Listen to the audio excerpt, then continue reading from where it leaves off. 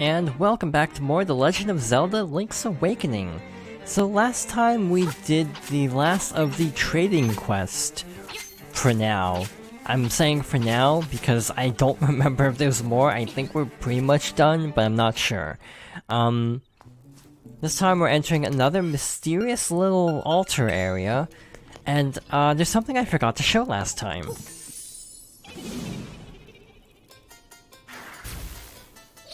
Hey kid, you woke me up from a fine nap. Thanks a lot, but now I'll get my revenge. Are you ready? Okay, I'll let you carry more bombs. Hehehe. Are you ready? No. Fine, I'll let you have more arrows. Hehe. Are you ready?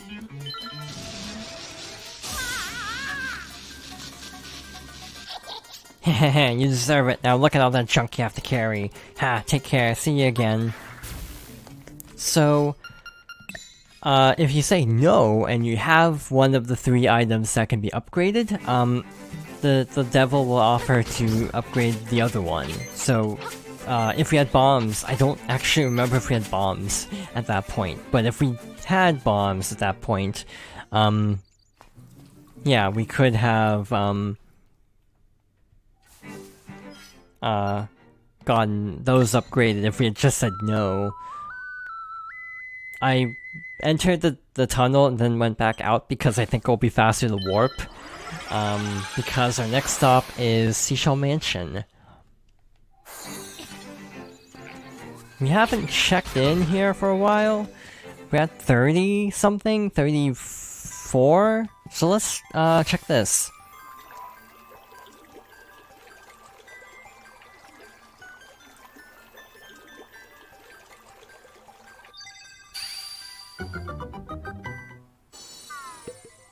So our reward this time is a chamber stone.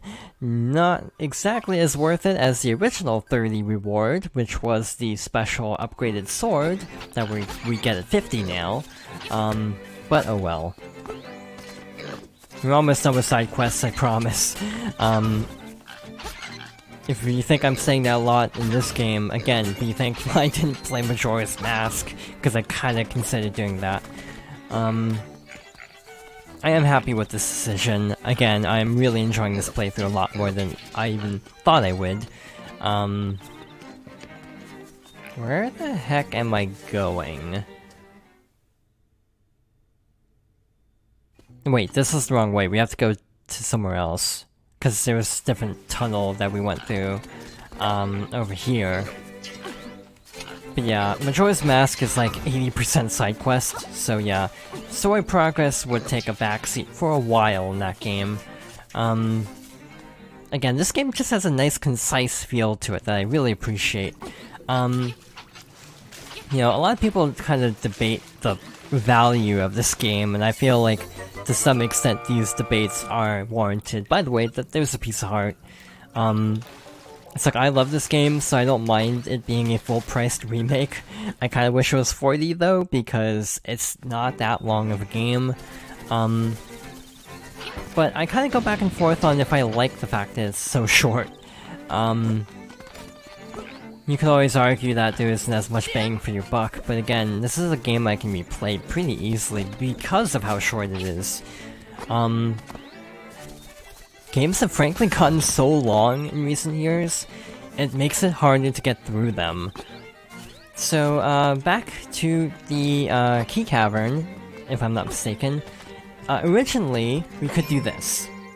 But according to some reports, you can actually get soft-locked here, because you, for some reason, couldn't make it back? So, yeah, maybe... So, yeah, I would recommend waiting, just to be on the safe side, because I'm not sure how that works. Okay, we're done with side quests. Again, imagine if I just randomly dropped the,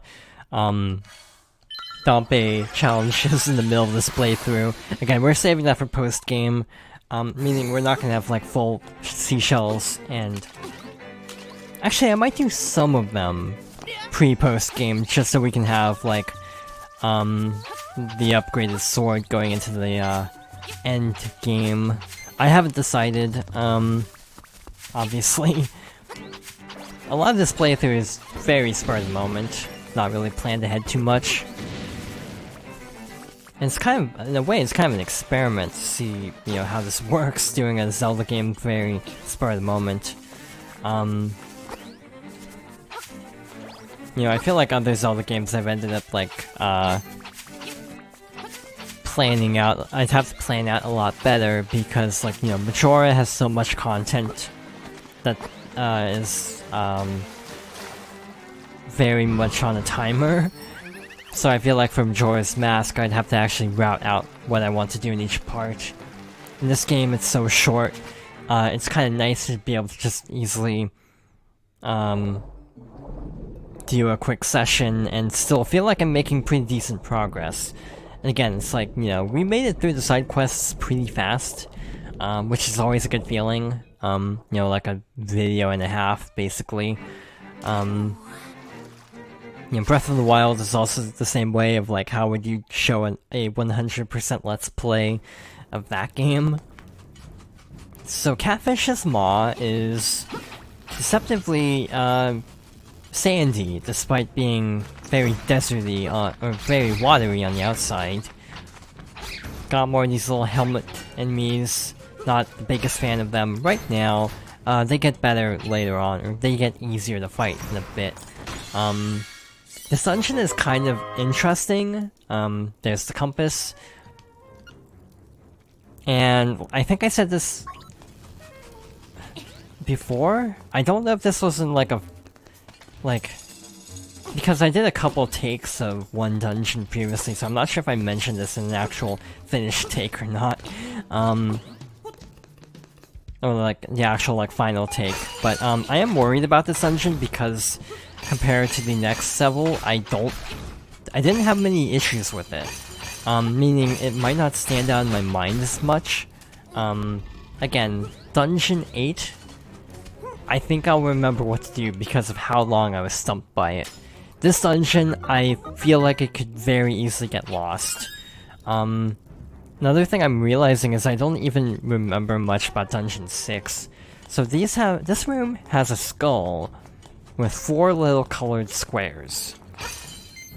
So, this is actually a good time to use pins. So, we have up to 20 pins. So I'm gonna mark this with the clover because it is the 4th... or actually, move it over slightly. This room... Actually, no, it's marked on the map. I don't need to do this. It has 4 squares on the map. But I might just mark it, just to be on the safe side. Again, pinning is totally new. I think it's a brilliant addition because it's really easy to see an item and then forget to go back for it.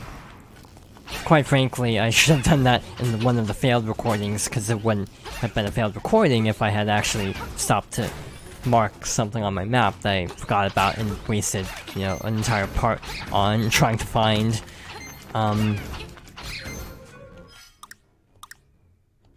That was weird. I pushed plus by accident, and then I actually can't make that. I hit the button by accident and hit L before the menu even loaded in. I'm pretty sure it like buffered the input or something because it still went left, despite the fact that I don't think the menu fully loaded when I actually hit the shoulder button. That was kind of interesting. But yeah, I do find that a big problem I have with recording is I forget what I've already talked about. So yeah, this is something I'm pretty sure I talked about in the actual finished recording, or the actual, yeah, final recording. But just in case, yeah, I'm not confident with this dungeon whatsoever. Yeah, this piece of power is nice. I think that's what it's called. Again, I forget item names a lot if it wasn't already apparent. With how much I second guess, like, I think that's the name of it. Is there anything in this room? Should be. No key, though, so I assume it's just like a rupee.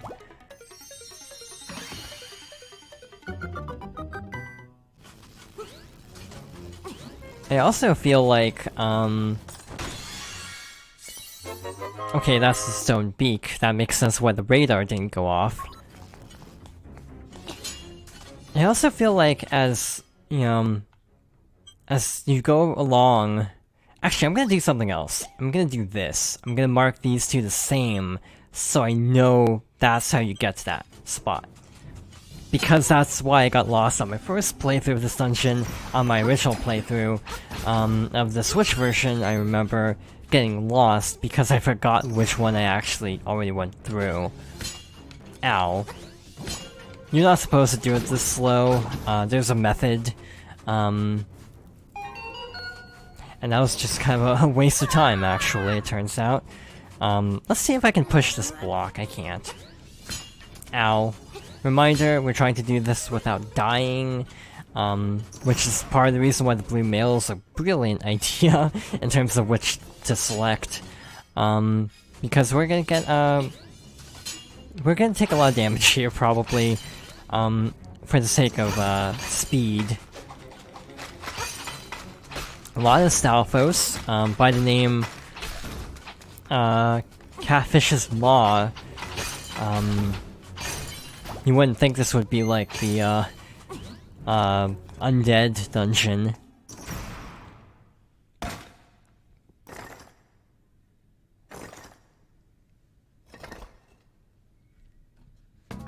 Alright, so we have our mini-boss. I should have gone for the bomb upgrade. This was a mistake, going for the bow upgrade. I think.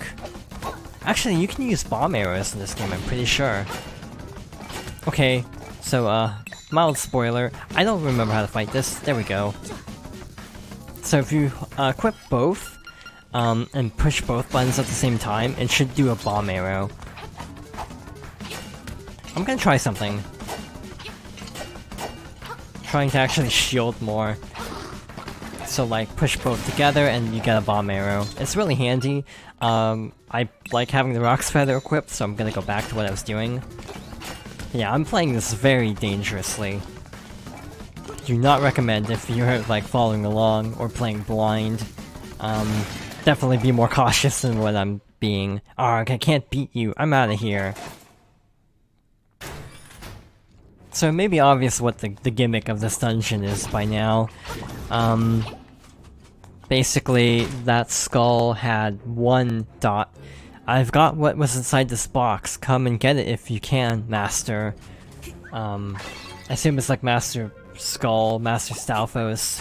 So it's just Master and a picture of a skull. Again, because I find this dungeon exceptionally confusing.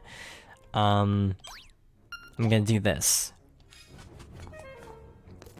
And just mark each door, or each pathway. Sheep's jumping out of the water, a la Super Mario Bros. 1, 2, what's it, 2, 3? Where they jump at you? I think so. Weirdly enough, Mario 1 is not really what I'd consider a favorite. As much as I love Mario games, I'm really not a fan of the original.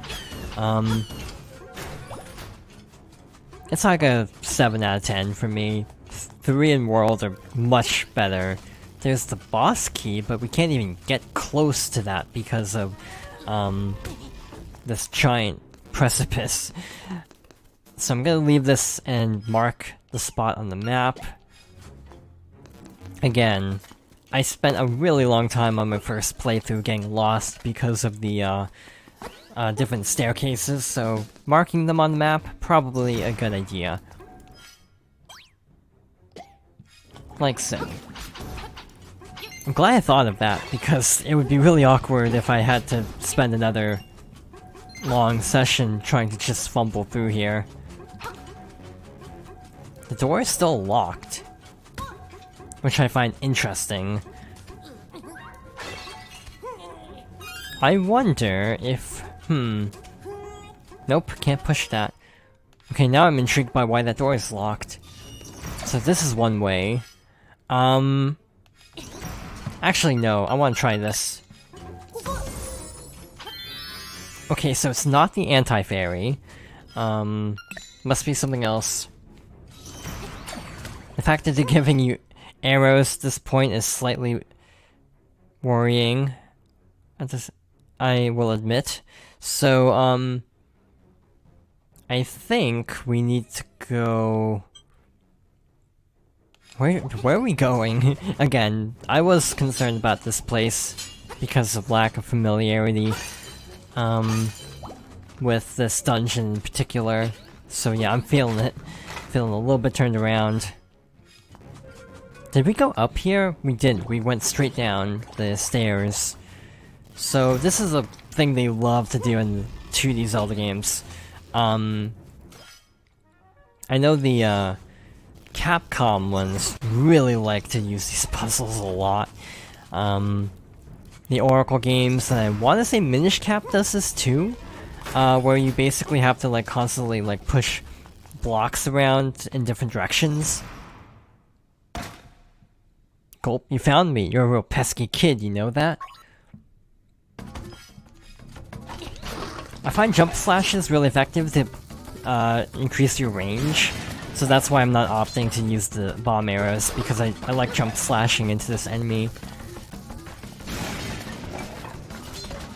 The fact that there's 4, we already found the 4-tile room, tells you how many fights we have with this enemy. Okay, can't beat you, I'm out of here. This is a really cool idea for a mini-boss, actually. Having a mini-boss where you have to basically fight them a few times and they flee every time. And they've already basically spelled out the fact that this has the dungeon item, except, yeah, we just need to track down the Stalfos. Again, it's a clever idea. Kind of a neat little subversion of standard Zelda dungeon tropes. It reminds me of something in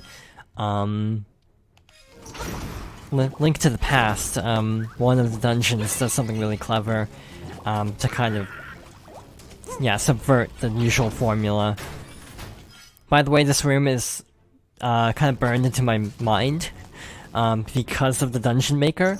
I use that room a lot because it's easy to get through. Gulp, you found me. You're a real pesky kid, you know that? Especially if you keep telling me, I do know that. Yeah, the Dungeon Maker, because it uses preset rooms, I tend to use that little junction room a lot, because it's really easy to navigate. Just push a block, you're done. This is so much easier than in the Game Boy Color game, or Game Boy Original. Arrgh, I can't beat you, I'm out of here. Reminder, we used 3 items for this room, and you can only have 2 equipped in the original. So yeah, that was way simpler in this version. So, let's check inside here. A really late dungeon map. And, let's do something that we haven't done yet in a dungeon. Using Manbo's Mambo in a dungeon will warp you to the entrance. Conveniently, we need to go back to the entrance, so, next time we're gonna track down that Stalfos once and for all, and see if we can get through the rest of this dungeon. So thank you for watching, and I hope you'll join me next time for more The Legend of Zelda: Link's Awakening.